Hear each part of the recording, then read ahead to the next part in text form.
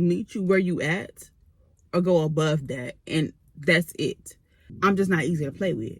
Rather chase your dreams than to try to chase these men that try to chase these skirts, that try to chase these shots with flavors that ain't even as sweet as her.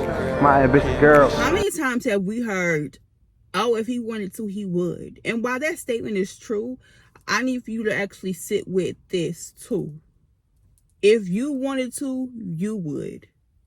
And this is the topic at hand, because at the end of the day, we could talk about, oh, the effort not being done, the bare minimum this, etc. But what standard do you hold to yourself? Because he can either only meet you where you at or go above that, and that's it. Now, before we go too far in the video, this isn't about dating men. This has actually nothing to do with men. It has everything to do with you as a woman and holding yourself accountable into the standard, so that when a man does not do, you already got you. Bars. You say you want to make one man and you want the freedom, you want the discipline, but when it all boils down to it, would you really? Because a lot of us say things but don't have anything to follow up behind it. A lot of women don't. Most women don't want it bad enough, especially if it requires a level of discomfort and to be seen struggling. To constantly be consistent at something without being applauded for it, most women just don't want to do it. It's like, how do you have a level of ambition, but you can't be consistent? It does not make sense at all. Let emotions run your day to day. How you expect to live this fulfilled life, abundant life, if you base everything off how you feel? Do you not understand your feelings don't know that they come with consequences? In order for you to lead yourself, you have to understand your feelings and your emotions cannot guide you, because it's going to lead you it's going to lead you to hell. No way or shape or form I'm here to judge. I've been through everything that I talk about. I've been through or growing through, and I'm just here to share. And what I feel like I would tell the younger me or my little sister. So I've lived that, waking up scrolling mad because I didn't do what I said I was going to do yesterday, and now I have to put those same plans on to today. And it's like, oh, I understand the point of like, give yourself grace, but God gives grace, not me. And I know it's a hard pill to swallow, but I'm not saying like you don't allow yourself room to make mistakes. I'm saying that you give yourself enough grace to make mistakes, but not to constantly keep making those mistakes, because that's no longer a mistake anymore. That's a choice that you constantly keep waking up to choose. And as a woman who is naturally born as a creator, because you can create another life, meaning you can create a different life right now if you decide.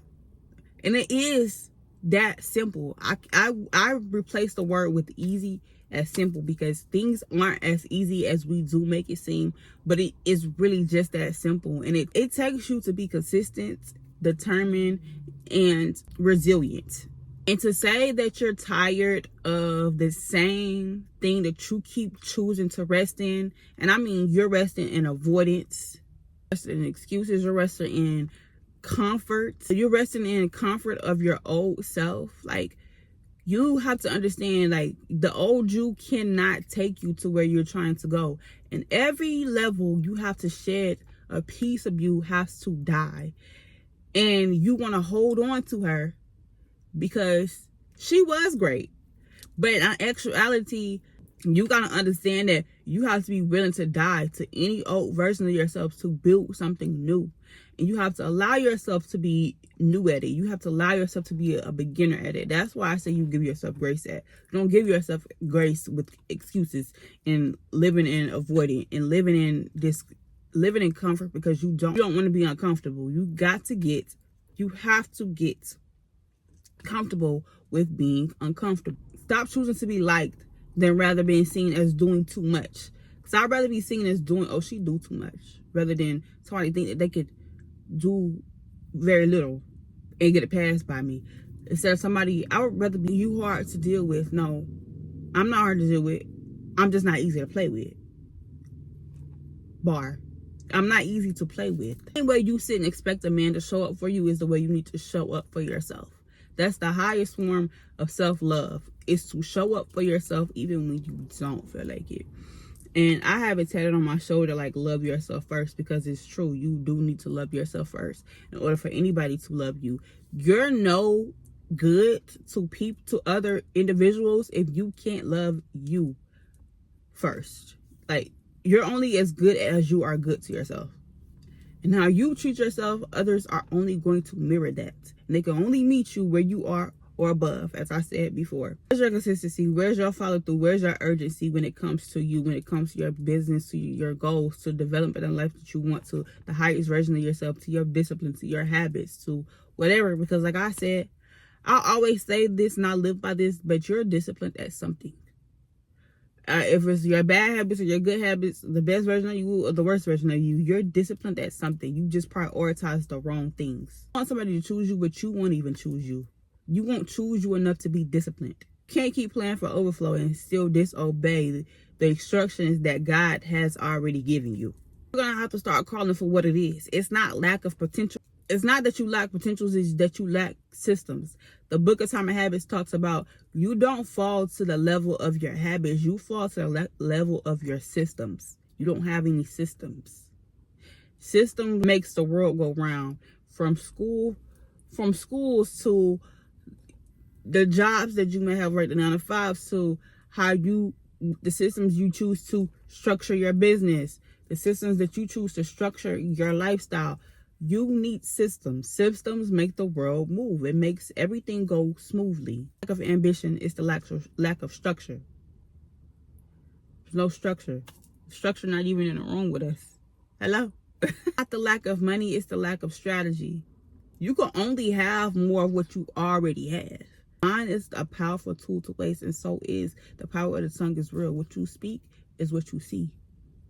Wait, is that what I'm saying? Is that what I'm trying to say? What you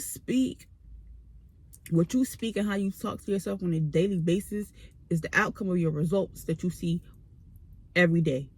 Every day you're creating. Every day when you start to think of something negative, you start to try to go back to your old version of yourself, you have to catch yourself and tell yourself, you're creating. You're creating because you're creating every day. Every day you're creating something. You're either creating the same damn day, and most people live the same day for years before they wake the fuck up and realize, baby, I'm here because I keep living the same day. I keep choosing this. Whatever you're not changing, you're choosing over and over again. Over and over again. What's the song by Lotto?